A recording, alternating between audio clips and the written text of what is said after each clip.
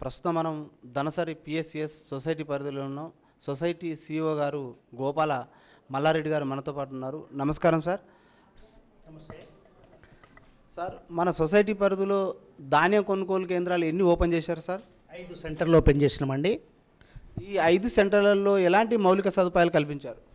5 centre లోపల shed వేసాము, తర్వాత వాటర్ ఫెసిలిటీస్ కల్పించినాము, తర్వాత టాయిలెట్స్ కల్పించినాము, రైతులకు సంబంధించిన అన్ని రకాల సదుపాయాలు కల్పించినాము. సార్, ఈ అంటే రబీ సీజన్లో బాగా అధిక వేడి ఉంటుంది కాబట్టి ఓఆర్ఎస్ ప్యాకెట్ కానీ మజ్జిగ ఏమైనా సప్లై చేశారా సార్? అది మజ్జిగ ఓఆర్ ప్యాకెట్లు కాకుండాను సలవ కుండలు ఏర్పాటు చేసి కుండలలో వాటర్ పెట్టి హమాలీస్కి అయితేంది రైతులకైతేంది దాన్ని సప్లై చేసినాం. సార్, మీ కొనుగోలు కేంద్రాల్లో 6 సెంటర్లు ఓపెన్ చేశారు సార్ అంటున్నారు సార్. 5 ఓపెన్ చేశారు. 5 ఏ ధాన్యాన్ని సేకరిస్తున్నారు మీరు?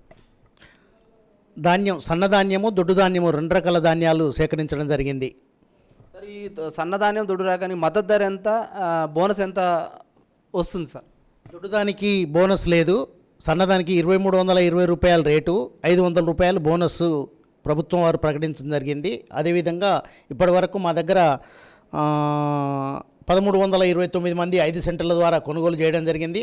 వారికి అందరికి కూడా పేమెంట్ కూడా అయిపోయింది. కాకపోతే బోనస్ మాత్రం ఇంకా ప్రభుత్వం వారు చెల్లించాల్సి ఉంది. సార్, ఈ కొనుగోలు కేంద్రాలు అంటూ సౌకర్యాలు అంటే ఏవైతే మనకు పరికరాలు తెస్తాం కదా, ఏఎంసీ నుంచి తేమ యంత్రాలు కానీ, ఎలక్ట్రానిక్ కాంటాలు కానీ, ప్యాడీ క్లీనర్స్ కానీ, టార్పాలిన్లు కానీ, సబ్సిడీ పరికరాలు కానీ మీరు ఏఎంసీ వాళ్ళు మీకు ఎలా అందించారో అవి అందిస్తే మీరు అక్కడ ఎట్లాంటి సదుపాయాలు రైతులకు కల్పించారు? ఇప్పుడు దీనికి సంబంధించిన ఇన్స్ట్రుమెంట్స్ మొత్తం ఏఎంసీ కేసముద్రం మార్కెట్ నుంచి మాకు రావడం జరిగింది.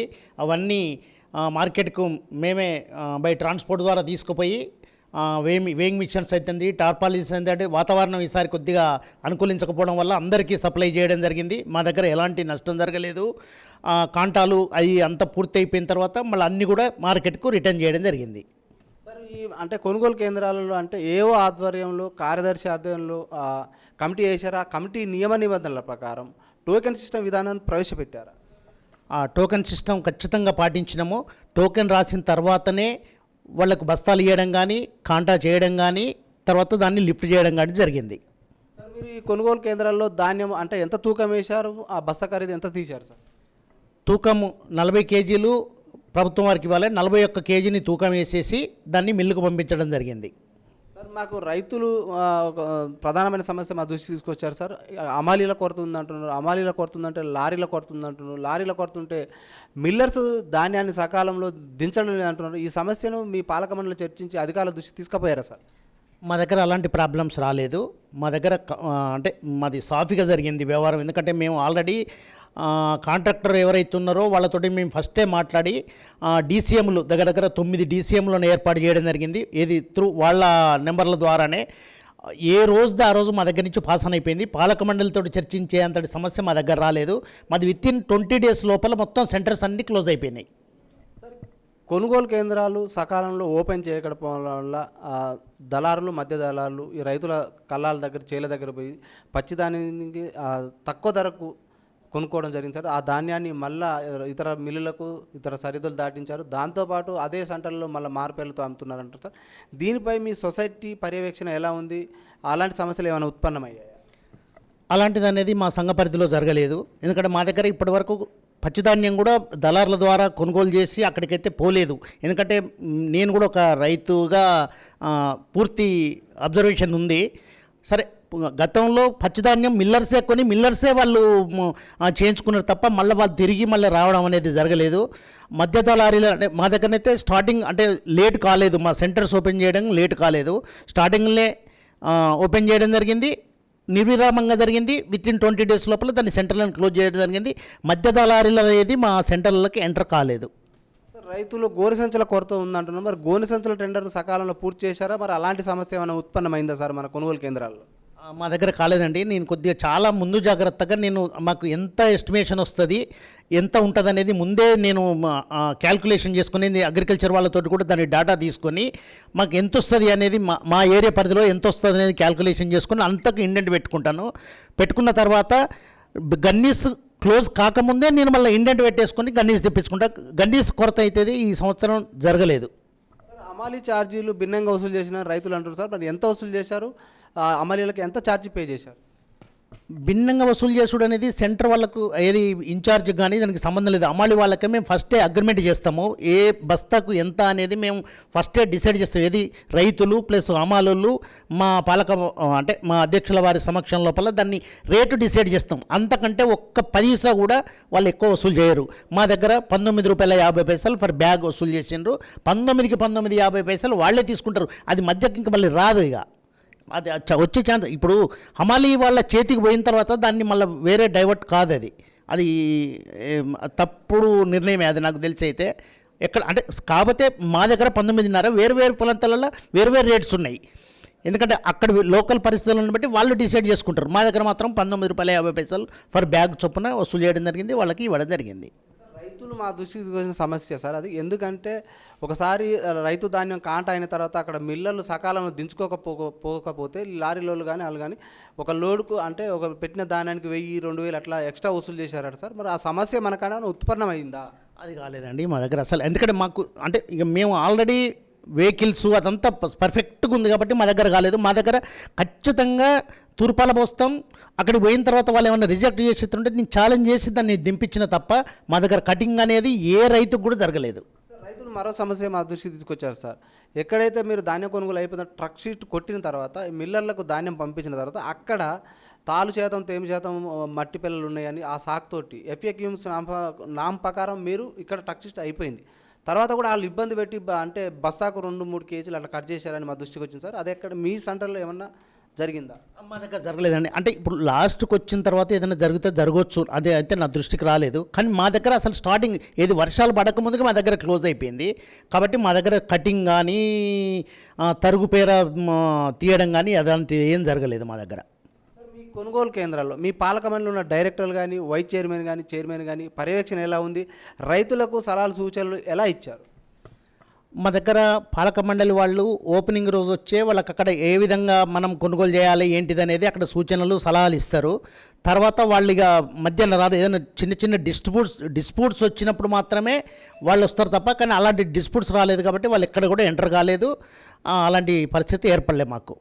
సార్ ఇప్పటి వరకు మీ అంటే మీరు ఓపెన్ చేసిన కొనుగోలు కేంద్రంలో ధాన్యం సేకరణ ఎంతవరకు అయింది? మీరు ఎంత టర్న్ ఓవర్ చేశారు సార్? మా దగ్గర 5 సెంటర్లు ఓపెన్ చేయడం జరిగింది. అదే 1329 మంది ద్వారా 4,839 క్వింటాలు కొనుగోలు చేయడం జరిగింది. సార్ మీ సొసైటీ పరిధిలో ఉన్న రైతులు ఎంతమంది ఉన్నారు? ఎన్ని సభ్యత్వాలు ఉన్నాయి? మా దగ్గర 4,015 మంది సభ్యులు మా దగ్గర ఉన్నారు. దాంట్లో 1,015 మందికి లోన్లు ఇవ్వడం జరిగింది. సొసైటీ పరిధిలో సభ్యత్వం తీసుకోవాలంటే రైతు ఎంత భూమి కలిగి ఉండాలి, ఎంత రుసుము చెల్లించాలి? ఇప్పుడు భూమికి పరిమితి లేదు, కాకపోతే కంపల్సరీ భూమి ఉండాలి రైతుకి. దాని సెక్షన్ ప్రకారంగా ఆయన అర్హుడై ఉండాలి. ఎందుకంటే డమ్ అండ్ డఫ్ వాళ్ళు కాకుండా ఉన్నట్టు ఎత్తుంటే 10 గుంటలు అంటే సరే భూమి రైతుగా పాస్బుక్ ఉన్నట్టు ఎత్తుంటే అతన్ని సభ్యుడిగా చేర్చుకోవచ్చు. తర్వాత ₹550 చెల్లించాలి. ₹500 షేర్ అమౌంట్, ₹50 ఎంట్రన్స్ ఫీ అనేది ఉంటుంది. 550 చెల్లించినట్టయితే అతడు సభ్యుడిగా నమోదు చేయడం జరుగుద్ది. మినిమం 500. సార్ మీ సొసైటీ పరిధిలో ఉన్న రైతులకు అంటే ప్రభుత్వం ప్రకటించిన 2 లక్షల రుణమాఫీ ఎంత మేరకు జరిగింది, ఇంకెంత జరగలేదు సార్? ప్రభుత్వం వారు ప్రకటించినటువంటి రుణమాఫీ ఏదైతుందో 552 మందికి అంటే అసలు యాక్చువల్గా 850 మందికి మాకు రుణమాఫీ కావాలి. కాకపోతే 552 మందికి రుణమాఫీ అయింది. ₹3,51,18,1,000 మా దగ్గర రుణమాఫీ జరిగింది. ఆ రుణమాఫీ అయిన రైతులందరికీ మళ్ళీ అప్పులు ఇవ్వడం జరిగింది. ఇంకా కాని రైతులు ఉన్నారు, ఇంకా 50% అంటే 45% దాకా ఉన్నారు సార్. ఆ కాని రైతులకు మీ పాలక మండలిలో ఏమైనా చర్చ జరిపి ఆ చర్చ తీర్మానాన్ని అధికారుల దృష్టికి ప్రభుత్వం దృష్టికి ఆ ప్రతిపాదన పంపారా సార్? ఇక ప్రతిపాదన అనేది సరే మేము చర్చించడం అయితే జరిగింది. ఈ రుణమాఫీ అనేది మా చేతిలో లేదు కాబట్టి అది ప్రభుత్వం చేసే నిర్ణయం. ఎవరికి మాఫీ చేయాలనేది గవర్నమెంట్ తీసుకునే డిసిషన్ కాబట్టి అది దాంట్లో మేము చేసే పాత్ర లేదు. కాకపోతే ఏంటంటే ఆ రైతులకు ఏదైతుందో ఆ లోన్ కట్టుకోండి, మళ్ళీ ఎంతో కొంత ఎనౌన్స్మెంట్ చేసి ఇస్తాము.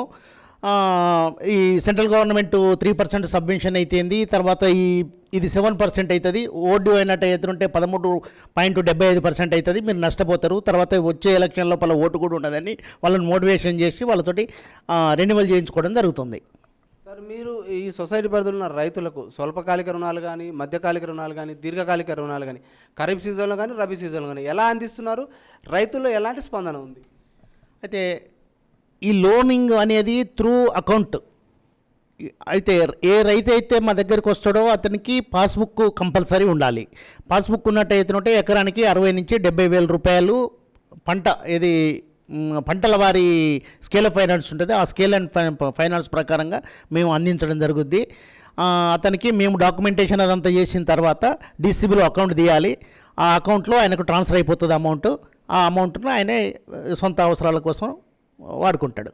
సార్, మీరు ఇచ్చే రుణాలు ఇప్పుడు అంటే మీరు ఎప్పుడైతే మీరు రైతులకు రుణాలు అందిస్తున్నారో ఆ రుణాలు అందించే టైంలో రైతులకు యాక్సిడెంటల్గా ఏమన్నా సంభవించే ప్రమాద బీమా కానీ, పంట నష్టపోతే అకాల వర్షాలు వచ్చి ప్రకృతి వైపరీత్యాల వల్ల పంట నష్టపోతున్నారు రైతులకు, అలాంటి ఏమన్నా ఇన్పుట్ సబ్సిడీ రావడానికి పంట బీమా ఏమన్నా చేస్తున్నారు సార్ ఈ సొసైటీ పరిధిలో? పంట బీమా అనేది మా సంఘ పరిధిలో లేదు, మా బ్యాంక్ పరిధిలో కూడా లేదు. కాకపోతే ఉంటే ఇన్సూరెన్స్ ఉంది, జనతా ఇన్సూరెన్స్ పాలసీ అని చెప్పి మా డీసీబీ వాళ్ళు ఏర్పాటు చేయడం జరిగింది. అతను ₹5.50 కనుక చెల్లించినట్టు ఉంటే అతనికి ప్రమాదవశాత్తు చనిపోయినట్టు ఉంటే ₹1,00,000 ప్రమాద బీమా ఇప్పిస్తున్నాము. ఈ సంవత్సరం ఒక 4గురికి మేము ఆ ప్రమాద బీమా కూడా ఇప్పించడం జరిగింది. ఇక పంటల మీద ఇన్సూరెన్స్ అయితే మేము చేయట్లేదు.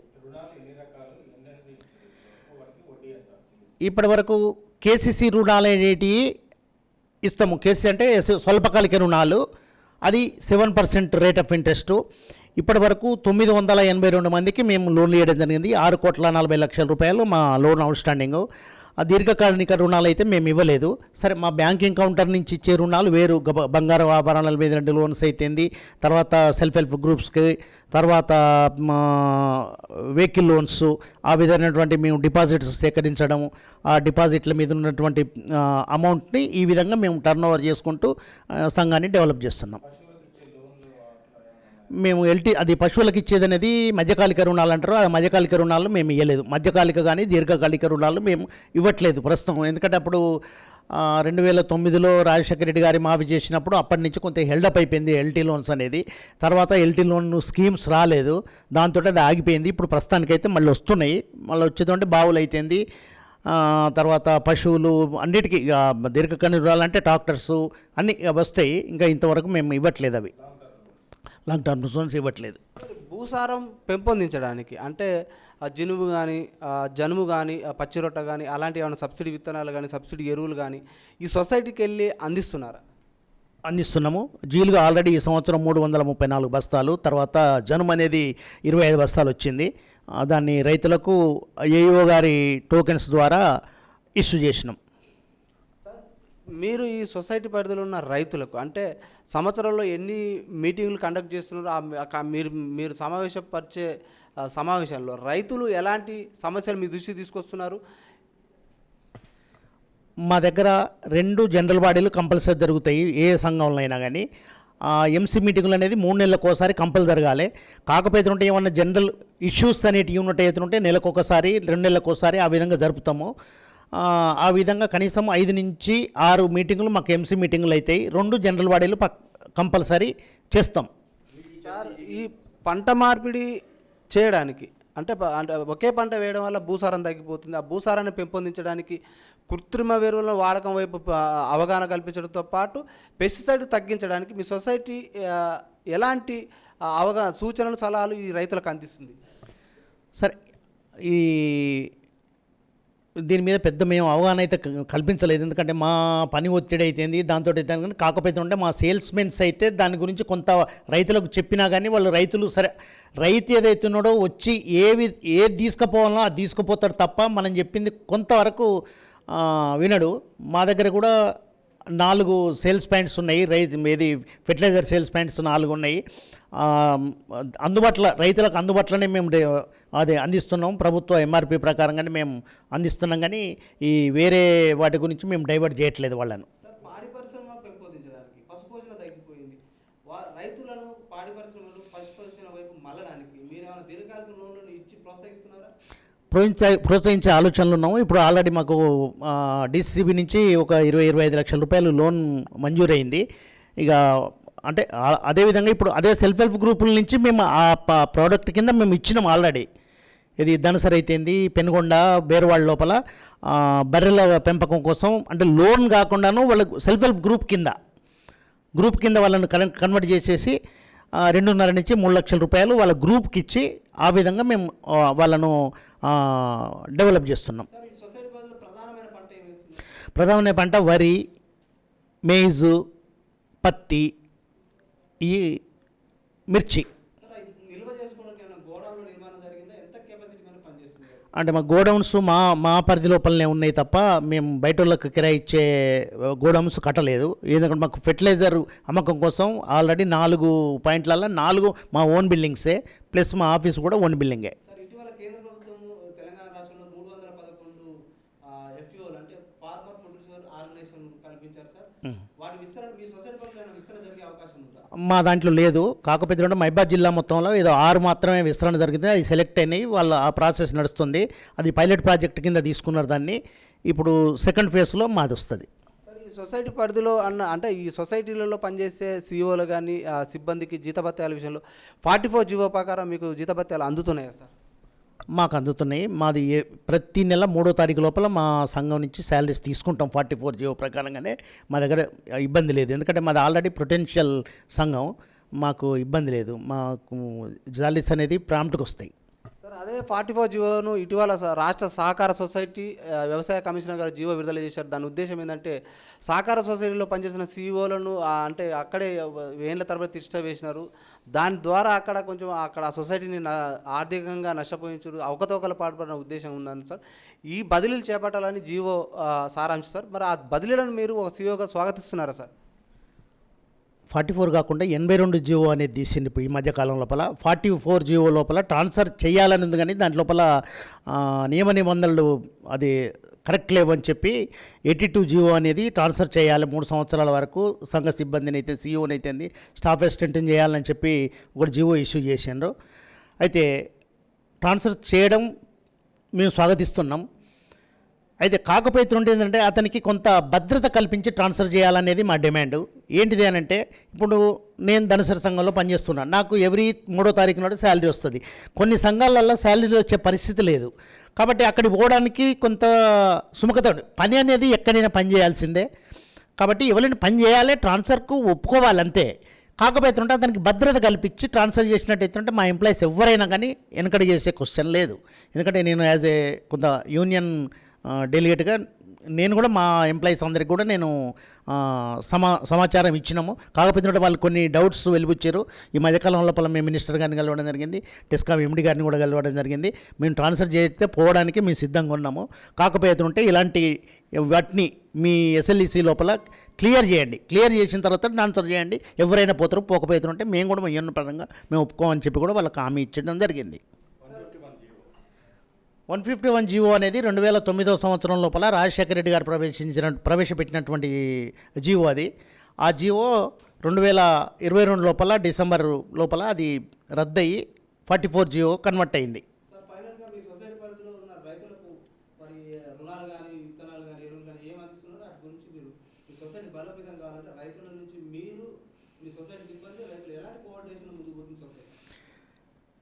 సంఘం సభ్యులైతేంది, తర్వాత స్టాఫ్ అయితేంది, పాలక మండలి అనేది ఒక కుటుంబం. ఒక కుటుంబంలో మనం ఎలాంటి నిర్ణయాలు చేసుకుంటామో అలాంటి నిర్ణయాలు చేసుకుంటేనే ఇది ముందుకు పోతుంది తప్ప మీరు వేరు, మేము మీ ఎంప్లాయీసు, మేము కమిటీ, మీరు రైతులు అనే భావనలో చూసినట్టు ఉంటే అది డెవలప్ కాదు. కానీ మా దగ్గర అలాంటి పద్ధతి లేవు. ఇవాళ మేము ఫోన్ చేసినామంటే మాకు ఇప్పుడు మేము ఊళ్ళకి పోనవసరం లేదు, ఎందుకంటే వాళ్ళతో రిలేషన్షిప్ మెయింటైన్ చేస్తాం. మేము వాళ్ళ ఇళ్ళల్లో ఫంక్షన్లకు అటెండ్ అవుతాం, ఎందుకంటే కంపల్సరీ అదే. ఎందుకంటే ఆ రిలేషన్షిప్ మెయింటైన్ చేసినట్టయితేనే సంఘం మన మీద నమ్మకం కలుగుతుంది, సంఘం మీద నమ్మకం కలుగుతుంది, మన ఎంప్లాయీస్ మీద నమ్మకం కలుగుతుంది, ప్లస్ పాలక మండలి మీద మంచి అభిప్రాయం ఏర్పడుతుంది. కాబట్టి వాళ్ళు ఎలాంటి ఇక్కడ అవకతవకలు జరగవు. ఆడికి పోతే మనకు పని అవుతుంది. మేము డబ్బులు కట్టేస్తుంటే ఆ డబ్బులు వస్తాయో రావో అని చెప్పి అపవాదంతో కొన్ని సంఘాలలో డబ్బులు కట్టట్లే. కానీ మా దగ్గర ఇవాళ కట్టినంటే రేపు మేము లోన్ ఇస్తాం, రేపు కాకపోతే ఎల్లుండి ఇస్తాం, అంతకు తప్ప వారాలు అయితే తిప్పం. కాబట్టి వాళ్ళకి అంత నమ్మకం ఉంది. కంపల్సరీ వాళ్ళు ఇవాళ కట్టినంటే రెండో రోజు వాళ్ళ అకౌంట్లలో డబ్బులు పడిపోతాయి. అట్లా మేము మెయింటైన్ చేస్తున్నాం అన్నట్టు. దాంతో ఫైనల్గా సార్, మీ సొసైటీ పరిధిలో ఉన్న ఆ సిబ్బందికి జీతభత్యాల విషయంలో, గ్రాట్యుటీ విషయంలో, బెనిఫిట్ విషయంలో కానీ మీకు అంటే బీమా సదుపాయాలు ఏమైనా ఉన్నాయా? మీకు ఏమైనా సమస్యలు ఉన్నాయంటారా సార్? అంటే ఇక బీమా సౌకర్యాలు అయితే మాకు లేవు. ఎందుకంటే మాకు ఆల్రెడీ డీసీ వాళ్ళు కానీ మాకు పెద్ద సహకార శాఖ వాళ్ళు కానీ దాన్ని అప్రూవ్ ఇస్తేనే ఆ బీమా చెల్లించాలి. అది బీమా అనేది మా దగ్గర లేదు, వేరే కొన్ని జిల్లాలలో ఉంది తప్ప మా జిల్లాలో అయితే లేదు, కట్టుకోలేదు. కానీ మాకు పిఎఫ్ ఫెసిలిటీస్ ఉంది. శాలరీస్ అనేటిగా మాకు ఇబ్బంది లేదు. శాలరీస్ అంటే యాజ్ పర్ జియో కంపల్సరీ మేము తీసుకుంటున్నాం.